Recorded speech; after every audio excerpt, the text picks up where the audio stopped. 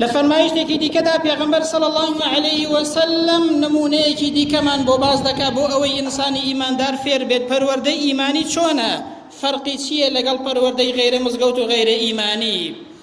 پێغەمبەر صلی الله عليه وسلم لە فەرمایشتێکدا کە باسی سێ کەسمان بۆ دەکات، باسی بازرگانێکی دەستپاک و ئەمینمان بۆ دەکات.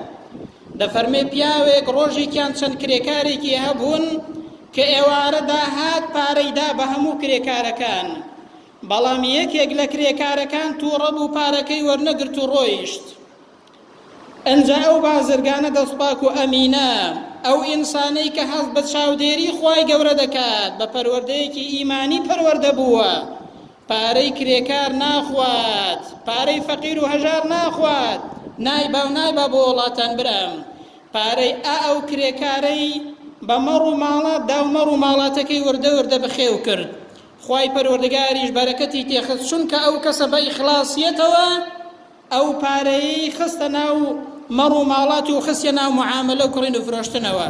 خوای پەروەردگار بەرەکەتی بۆ ئەو پیاوە تێخست، تاوەکو مەڕ و ماڵاتەکەی یەک دۆڵ لە مەڕ و ماڵاتی لێوە پاشکەوت، لە حوشتری لێوە پاشکەوت لە پارەی ئەو کرێکاری کە ئەو ڕژێت و ڕەو و پارەکەی وەرنەگرت. جا لە دوای چەند ساڵێک ئەو پیاوەی کە کرێکاری کردبوو دیارە فەقیر بووە و پێویستی بە پارەکە بووە، دێتەوە لای ئەو بازرگانە دەستپاک و ئەمینە، دەڵێ بۆ ئەوە هاتووم کە کرێی ئەو ڕۆژەم پێ بدەی کە کرێکاریم لە لای جەنابت کرد و تۆڕە بووم و پارەکەم وەرنەگرت. دەڵێ کاکە ئەو مەڕ و ماڵاتە دەبینی کە یەک دۆڵە، هەمووی حشتر و مەڕ و ماڵات و مانگایە، هەمووی بۆ خۆت ببە و بڕۆ بیە پێش خۆت و هەمووی تۆیە. پیاوە کرێکارەکە دەڵێ کاکە گاڵتەم پێ مەکە، بۆ پارەی کرێکاریەکە هاتوومە و ڕۆژەی کە کرێکاریم بۆ کردی. دەڵێ بەخوا گاڵتەت پێ ناکەمەوە، هەمووی تۆیە، پارەکەم نەخوارد، بەو مەڕ و ماڵاتەم داوە خوای پەروەردگاریش بەرەکەتی خستە ناو ئەو معاملە و مەڕ و ماڵاتە. ئێستا ئەوەی کە دەیبینی ئەو ڕانە مەڕ و مێگەلەی کە پڕی ئەو دۆڵەیە هەمووی لە پارەی کرێکاری ئەو ڕۆژی تۆ پاشکەوتووە.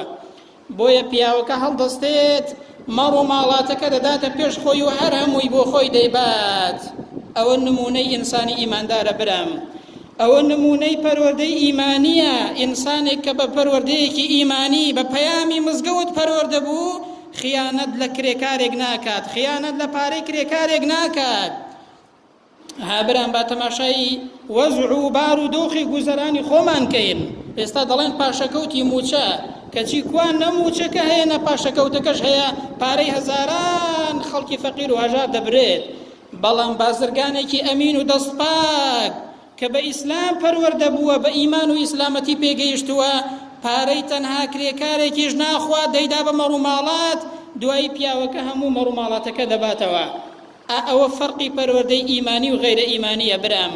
خەڵک تا گوێی لە پەیامی مزگەوت دەگرت بەو شێوازەیە نەبوو، بەڵام کە لە پەیامی ئیمانی و لە پەیامی مزگەوت دوور دەکەوێتەوە، هەر ڕۆژە و دەبینین گیر و گرفتێکمان لەناو ڕوو دەدا.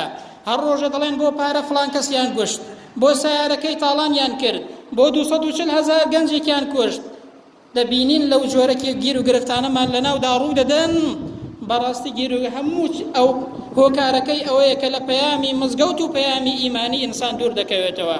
ئەها بەرام ئەوە دەرچووی مەدرسەی پێغەمبەرن صلی الله عليه وسلم.